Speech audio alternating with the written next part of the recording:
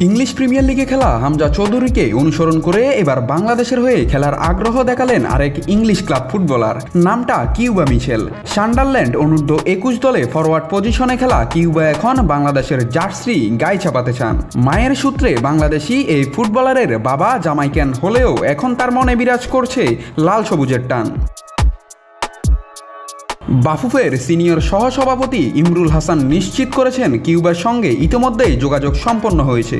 তার agent Ben Morkel জানিয়েছেন আগামী জুনের আন্তর্জাতিক উইন্ডোতে বাংলাদেশের হয়ে খেলতে আগ্রহী এই তরুণ ফরওয়ার্ড।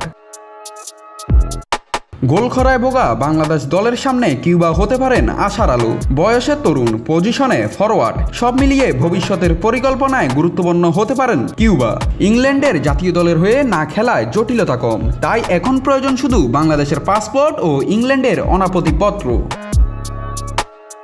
জানা গেছে বাফুফে শীঘ্রই কিউবা ও তার পরিবারের সঙ্গে বিস্তারিত আলোচনায় বসবে। দুই পক্ষের সম্মতিতে শুরু হবে পরবর্তী ধাপের আনুষ্ঠানিকতা। হামজার পর এবার কিউবা, বাংলাদেশের ফুটবলে আসছে বিদেশি রং। সামনে কি হয় সেটাই এখন দেখার বিষয়।